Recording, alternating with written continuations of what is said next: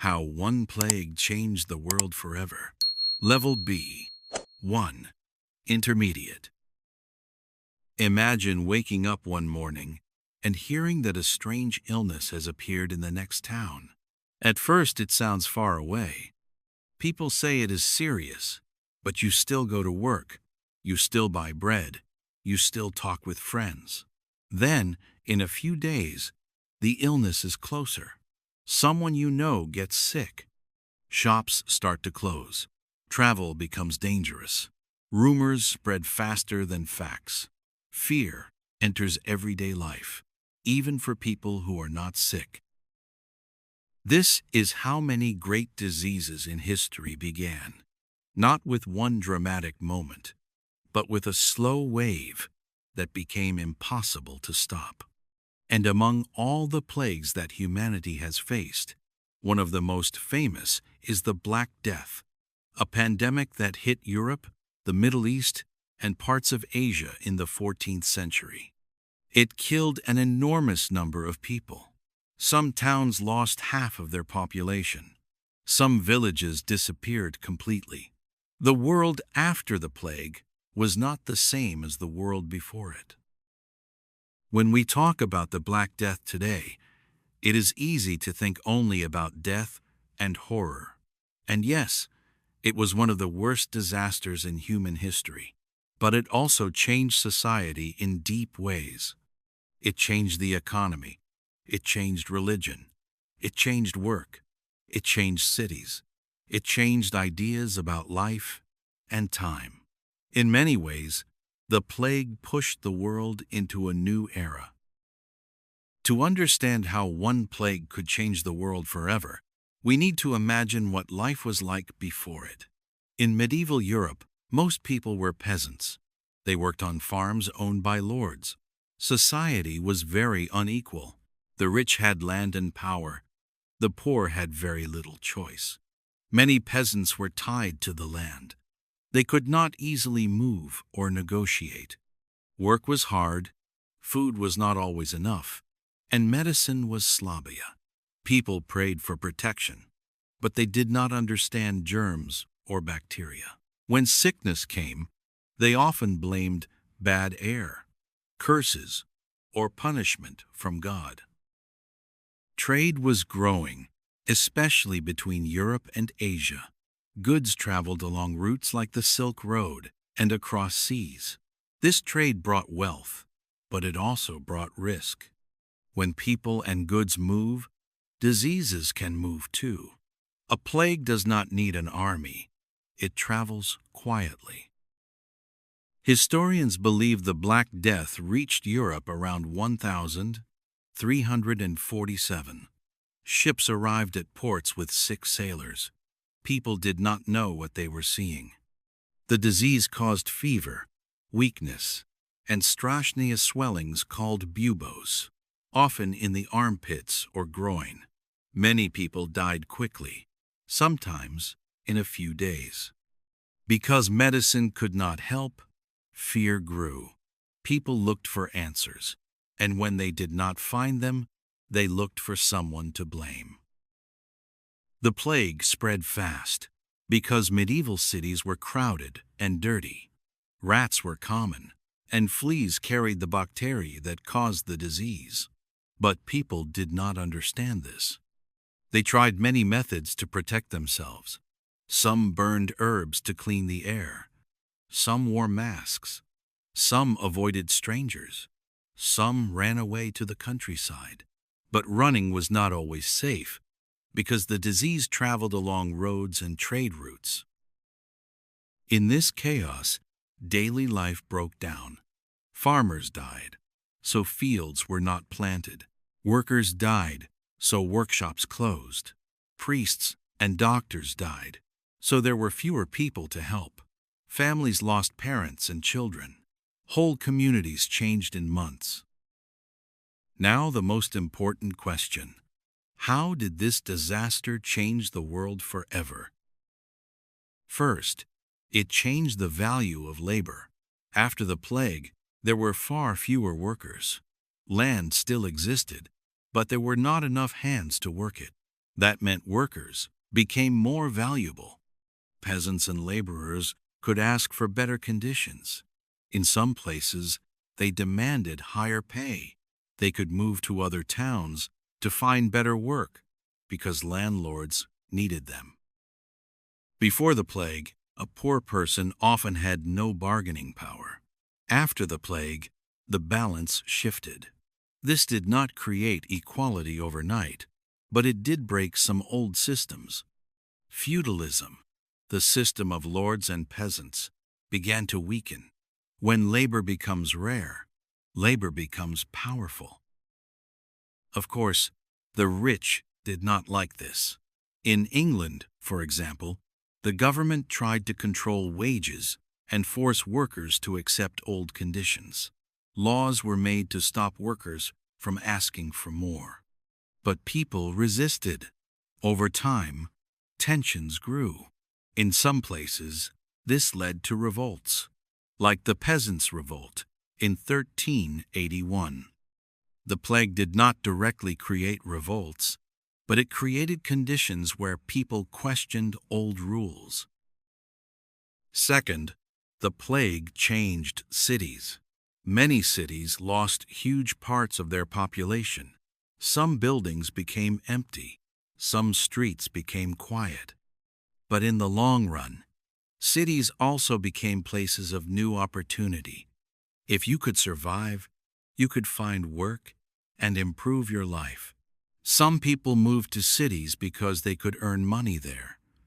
Trade and craft slowly returned, but in a changed form. Third, the plague changed religion and trust. People expected the church to explain suffering and to protect them. But many priests died, and many prayers did not stop the disease. Some people lost faith. Some became more religious. Some joined movements of extreme prayer and punishment, hoping to clean society. Others looked at the rich church and felt anger because they saw corruption and comfort even during disaster. When people lose trust in institutions, they start searching for new ideas. The plague did not end religion, but it did shake the social order. It created questions. Why do innocent people die? Why does God allow this? Why do leaders fail? These questions stayed in people's minds for generations. Fourth, the plague changed culture and art. After massive death, people thought about life differently. Death became a common theme in paintings, poems, and stories. You can see images like the Dance of Death, where death is shown as a figure leading people of all classes, kings, priests, workers, into the grave. This message was clear. Death does not care about status. At the same time, people also wanted to enjoy life more. When you see how quickly life can end, you may want to live fully now. This carpe diem feeling, the idea of enjoying the present, became stronger in many places. Fifth, the plague pushed improvements in health and public action, but slowly. Medieval people did not suddenly invent modern medicine, but they did begin to take new measures. Some cities started quarantine rules. The idea of isolating ships and travelers became more common. People noticed that disease spreads through contact, even if they did not know about bacteriae. Over time, public health actions became part of government responsibility. Now, it's important to understand that the plague did not create only progress. It also created violence and scapegoating. In many places, minorities were blamed. Jewish communities, for example, were accused of poisoning wells, even though there was no evidence. This led to attacks and tragedies. Fear can make people irrational and cruel. This is also part of the history of plagues. When people feel powerless, they may choose a target. So the Black Death was not just a disease, it was a shock that touched every part of life. It changed work, money, power, faith, culture, and social relationships. One of the big changes happened in farming and land use. Before the plague, many places in Europe had a growing population. More people meant more land was needed for food. Forests were cut, and even poor land was used for farming. But after the plague, population dropped silna. Suddenly, there was more land than workers. Some fields were left empty because there were not enough hands to plant and harvest. In many areas, it was cheaper to use land in a different way. Some farmers turned land into pasture for sheep and cattle. Pasture needs fewer workers than grain farming. This change became important in some regions, especially where wool was valuable. Wool and cloth trade grew, and this helped towns and markets develop. In some places, it also created conflict, because rich landowners wanted pasture and profit, while poor people needed land for food. But the main point is that the economy became more flexible. It started to move away from only basic survival farming and toward other types of production. The shortage of labor also pushed changes in technology and tools. When workers are cheap and many, there is less reason to improve tools. But when workers are rare and expensive, people look for ways to save labor. Over time, this can support new methods and better productivity. The Black Death did not suddenly create machines like in the Industrial Revolution, but it created conditions where better tools and better organization became more valuable. Another long-term effect was a slow change in social structure. After the plague, many people inherited land and property because family members died. This created strange situations. A young person could suddenly own a house or a small piece of land. Some servants became independent workers. Some peasants moved to towns. Some people changed their social class not because society became fair, but because the old system had holes after the disaster. This also affected women in some places. When many men died, women sometimes had more chances to work, manage businesses, or control property. This did not mean women became equal to men, but it did create more movement in society. When a system is stable, roles are fixed. When a system is broken, new roles can appear. The plague also changed how governments thought. In medieval times, governments were not always strong in daily life. Local lords had power, and many things were decided by tradition. But a huge disaster forced leaders to react. They needed to keep order, manage food, control prices, and sometimes create health rules. In many cities, governments became more active. They developed records, rules, and control systems. This is one reason why later Europe slowly moved towards stronger states and more organized administration. At the same time, the plague showed governments their limits. They could not stop the disease. They could not protect everyone. This created fear, but it also created a new question. What is the responsibility of the state? Over centuries, this question became part of modern political thinking. Public health, city cleanliness, and emergency planning became more important. Education and thinking also changed, but in a complex way. After the plague, many schools and universities lost teachers and students. But later, as society recovered, there was also a stronger hunger for knowledge. People had seen death everywhere. They had seen that old explanations were not enough. Some people started to question traditional ideas more openly.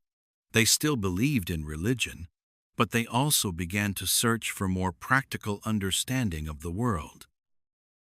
This does not mean the Black Death created science directly, but it helped create a climate where people were more willing to doubt, to explore, and to think differently. Over time, Europe entered the Renaissance, a period of renewed interest in art, learning, and human ability. The Renaissance had many causes, but the plague was one of the big events that broke the old world and made change possible. You can also see this in art. In Part 1, we mentioned the Dance of Death. But after the plague, art did not only become dark, it also became more focused on real human life. People wanted to show emotions, daily scenes, and individuals, not just religious symbols. This was not everywhere, and it was not immediate, but the direction became stronger. Art moved closer to the human experience. Another effect was in religion, but again, it was mixed. Some people became more religious, hoping to find meaning and protection. Others became Kritechnia. They saw priests die like everyone else. They saw corruption. They saw that prayers did not always change reality. This did not destroy the church, but it did weaken the idea that the church was always a stable answer. Over time, religious tensions grew in Europe, and centuries later, they contributed to major changes like the Reformation. The plague was not the only reason, but it was part of the long story. Now let's talk about the psychological effect. When people live through mass death, they change. They think about time differently. They think about family differently. They may become more careful or more impulsive. They may feel that the future is uncertain, so they want to enjoy the present. This can increase spending and pleasure, but it can also increase conflict and fear. In medieval Europe, we see both. Some people became obsessed with death. Others tried to live louder, as if life could end tomorrow. This connects to an important lesson. Plagues do not only kill bodies, they also change minds. They change how societies remember and plan. They can create new stories, new fears, and new hopes. A plague is a biological event, but its consequences are social. We should also remember that the Black Death was not one single wave that ended and disappeared forever. It returned in different outbreaks for many years. Even when the first huge wave passed, people lived with the memory and the risk. This made disease part of long-term planning. Cities that experienced outbreaks sometimes developed stronger rules for isolation. They built hospitals or special places for sick people. They created systems to track deaths. Step by step, this contributed to the idea that society can organize against disease even if it cannot fully control it. Now let's connect this to the modern world, because the question is not only historical. When we experienced modern pandemic, many old patterns returned. We saw fear, rumors, and blame. We saw quarantine and isolation. We saw debates about government control and personal freedom. We saw that the economy depends on workers and movement. We saw how fragile systems can be. The Black Death teaches us that big disasters can speed up changes that were already starting. Before the Black Death, trade was growing, cities were growing, and old feudal systems were slowly under pressure. The plague did not create these pressures, but it made them stronger and faster. It forced societies to adapt. Some people gained opportunities. Others lost everything. The world became different.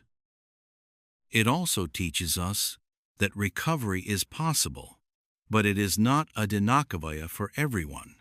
Some groups recover faster. Some suffer longer. Social change can create winners and losers. That is why public decisions after a disaster matter a lot.